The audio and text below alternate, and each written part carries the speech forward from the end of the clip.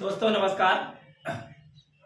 भूगोल के इस अध्ययन में आइए आज हम देखते हैं कि दीर्घवृत्त और लघुवृत्त किसे कहते हैं। दीर्घवृत्त और लघुवृत्त, जैसे कि मैथ में यदि हम अध्ययन करते हैं तो हम दीर्घवृत्त और लघुवृत्त का अध्ययन करते हैं, तो वहां पर हम दीर्घवृत्त यानी किसी पूरे वृत्त को दीर्घवृत्त कहते हैं और वृत्त के एक हिस्से को हम लघुवृत्त के रूप में जानते हैं। वो वृत्त का चाहे कितना बड़ा या छोटा हिस्सा हो, इसे हम लघुवृत्त जानते हैं। लेकिन भूगोल के अध्ययन में हमें इसकी एक अलग ही मीनिंग और एक अलग परिभाषा मिलती है, तो उस परिभाषा और उस मीनिंग और उस आधार को हम समझ लेते हैं कि किस आधार पर भूगोल में लघुवृत्त और दीर्घवृत्त होते हैं। तो दोस्तों, दीर्घवृत्त यहाँ पर है। दीर्घवृत्त ऐसे वृत्त को कहते हैं जिसका केंद्र पृथ्वी के केंद्र के अनुरूप हो, यानी कि पृथ्वी पर अक्षांश और देशांतर रेखाएं खींची हुई मानी जाती हैं। इन अक्षांश और देशांतर रेखाओं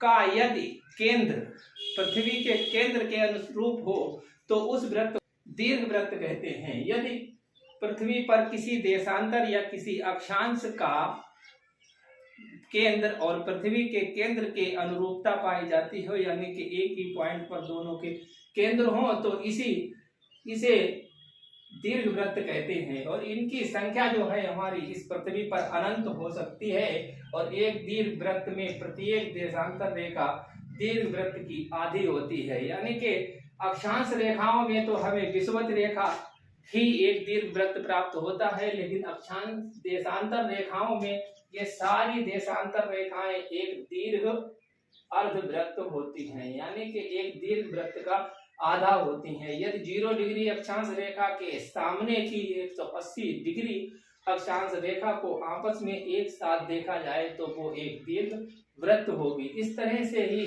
आमने सामने की यदि देशांतर रेखाओं को एक साथ देखा जाए तो वो सारी देशांतर रेखाएं जो हैं वो दीर्घवृत्त होंगी। और इस तरह ये दीर्घवृत्त जो हैं वो अनंत होते हैं। पृथ्वी पर ये अनंत दीर्घवृत्त बन सकते हैं। लघुवृत्त क्या है कि लघुवृत्त का केंद्र पृथ्वी के केंद्र के अनुरूप नहीं होता, यानी कि यदि कोई पृथ्वी पर वृत्त रेखा खींची जाए, यानी कि पृथ्वी के चारों ओर एक रेखा खींची जाए, तो उस रेखा का यदि केंद्र पृथ्वी के केंद्र से हटकर होगा तो वो लघुवृत्त कहलाएगा। विषुवत रेखा से ध्रुवों की ओर जाने पर लघुवृत्तों की लंबाई घटती जाती है। यदि विषुवत रेखा पर 0 डिग्री अक्षांश है और उसके बाद जैसे ही उत्तर की तरफ बढ़ते हैं तो ये जो वृत्त बनते हैं, जो वृत्त अक्षांश रेखाएं होती हैं, वो छोटी होती चली जाती हैं।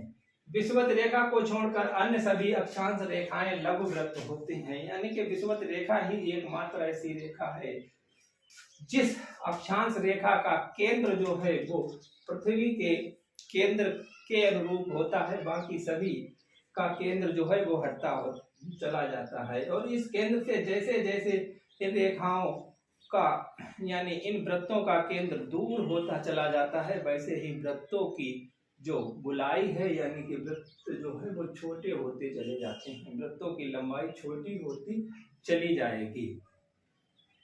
तो दोस्तों, इस तरह से हम अक्षांश और देशांतर रेखाओं में पाए जाने वाले दीर्घवृत्त और लघुवृत्त के बारे में जानकारी प्राप्त करते हैं। जैसे कि हमारी ये देशांतर रेखाएं हैं, तो ये 0 डिग्री देशांतर और इसके सामने की देशांतर रेखा यदि एक साथ में मिला ली जाए तो ये दीर्घवृत्त हो जाएगी। ठीक उसी प्रकार ये जो रेखाएं अन्य रेखाएं हैं, तो उनके सामने की रेखाएं देख ली जाए तो ये दीर्घवृत्त होंगी। और इन सभी रेखाओं का केंद्र जो है वो हमेशा पृथ्वी के केंद्र से होकर ही जाएगा। इसका इस तरह हम समझ लेते हैं, जैसे कि ये मेरू है और ये उत्तरी ध्रुव मान लें, ये दक्षिणी ध्रुव, तो ये उत्तरी ध्रुव से दक्षिणी ध्रुव को मिलाने वाला जो भी अर्धवृत्त बनेगा उसका केंद्र इसके बीच में होगा, यानी कि इसके सेंटर में यहाँ पर होगा। जिस तरह यहाँ पर केंद्र होगा, लेकिन यदि ऐसे रेखाएं खींची जाएं तो एक रेखा इधर से जाएगी और उसके ऊपर जब हटेंगी तो वो रेखा छोटी होती चली जाएगी। ऊपर तक